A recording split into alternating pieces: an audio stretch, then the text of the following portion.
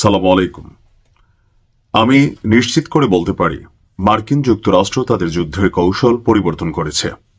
গতকালকে আপনাদেরকে একটা নিউজ দিয়েছিলাম যে হুট করে ইরানের খুবই গুরুত্বপূর্ণ সমুদ্র উপকূলীয় একটা বড় শহর, যেখানে সামরিকভাবে বেশ গুরুত্বপূর্ণ এই শহরটা, সেখানে একটা 8 তলা আবাসিক ভবনের 2 তলা এবং 3 তলা মানে 2টা তালা একদম উড়ে গেল।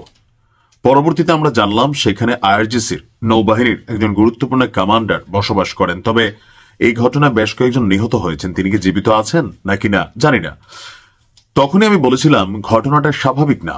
সম্ভবত 2025-এর জুনে যে একটা অভিযান চালিয়েছিল মার্কিন যুক্তরাষ্ট্র এবং তাদের দুষ্ট ছেলে, ওই সময়ও বড় ধরনের সামগ্রিক অভিযান না চালিয়ে খুবই গুরুত্বপূর্ণ ব্যক্তি, ভবন, সেন্টার এগুলোকে টার্গেট করে কিন্তু অভিযান চালানো হয়েছিল।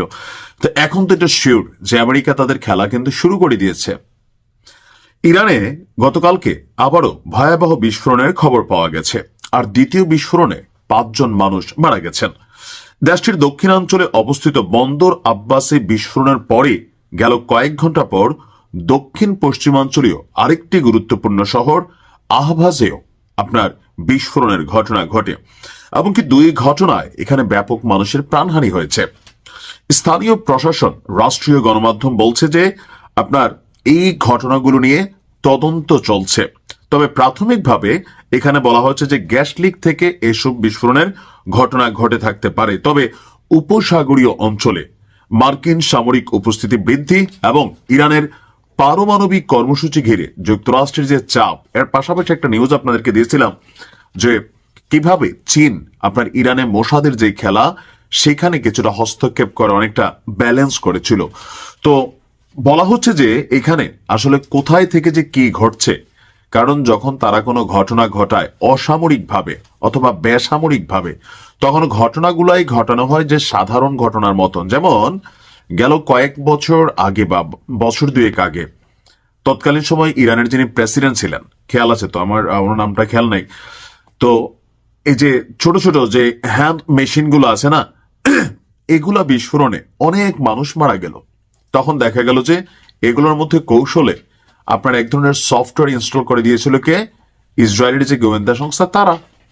পরবর্তী সময় ধারাবাহিকভাবে এগুলা বিস্ফোরণে বিভিন্ন জায়গায় অনেক ঘটনা ঘটলো। এখন ঘটনাগুলোকে এতটাই ন্যাচারাল দেখানো হয় যেন সাধারণ মানুষের কাছে মনে হয় একটা দুর্ঘটনায়, কিন্তু যারা ঘটনা ঘটাচ্ছে তারা জানে এখানে খেলাটা কি চলছে। দ্বিতীয় যে ভবনেও অভিযান চলেছে, বলা হচ্ছে এটাও একটা আবাসিক ভবন, এমনকি এখানেও সামরিক কর্মকর্তাদের বসবাস। আপনি যদি একটু 2 4 মেলানোর চেষ্টা করেন, তাহলে আমার কাছে মনে হচ্ছে যে গতবার যেটা করছিল এক ধরনের অবস্থান থেকে, আর এবার যেহেতু একদম নাকের ডগায় তাদের যুদ্ধ যে জাহাজগুলো সেগুলো আছে, স্যাটেলাইট প্রযুক্তি তারা ব্যবহার করতেছে, হয়তোবা ওই যে মাঝখানে শুনছিলাম যে স্পেশালি বেশ কিছু মানুষকে আসলে তারা ধরবে, হয়তো এরকম টার্গেট করে একের পর এক ঘটনা ঘটাচ্ছে। এখানে কিন্তু কাকতালীয় বিষয়টা না। একই দিনে আবার আজকে যখন আমি নিউজটা রেকর্ড করছি, আমি জানি না যে এর মাঝখানে আরো কোনো শহরে এমন ঘটনা ঘটেছে কিনা।